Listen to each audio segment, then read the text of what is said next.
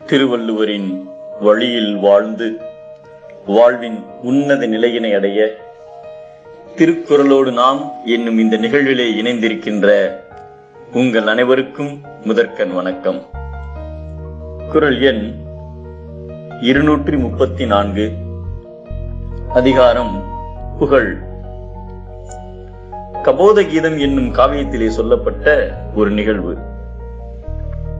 காடன் என்னும் வேடத்தலைவன் ஒரு நாள் வேட்டையாடச் சென்றார்.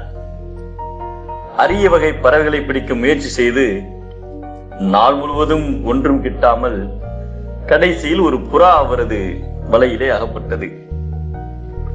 அதை பிடித்துக் கொண்டு புறப்பட மழை பொழிந்தது. இருள் சூழ்ந்ததால் குளிரால் நடுங்கியவர் ஒரு ஆலமரத்தின் அடியில் தங்கினார். பசியோ அவரை வாட்டியது. அப்பொழுது மரத்தின் மேலிருந்த ஆண் புறா தன் இணையை காணாமல் வருத்தத்தில் இருந்த பொழுது வேடனிடம் அகப்பட்ட பெண் புறா கதறியது. ஆண் புறா கீழே நோக்க பெண் புறா சொன்னது, முன்பிறவியில் நாம் செல்வந்தர்களாக இருந்தும் நாம் யாருக்கும் ஒரு உதவியும் செய்யாததால் இப்பிறவியில் துன்பம் நேர்ந்து அதனால் பல அல்லல் பட்டோம். எனது பிரிவிற்காக நீங்கள் வருந்த வேண்டாம். பட்டினியால் வாடுகின்ற இந்த வேடனுக்கு பசியை நீக்க வழி செய்யுங்கள் என்றது அந்த பெண்புறா. அதனை கேட்டு ஆண்புறா தனது கூட்டிலே இருந்த காய்ந்த சுள்ளிகளை எடுத்து கீழே போட்டது.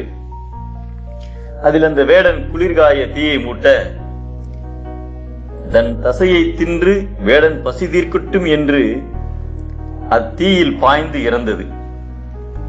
அதை கண்டு கண்ணீர் விட்டு வலைக்குள் இருந்த புறாவினை எடுத்து வெளியே விட அதுவும் தீயில் விழுந்து மாய வான வீதியில் ஒரு விமானம் ஒளி வீசி வந்து அப்புறாக்களை அழைத்துச் சென்றது.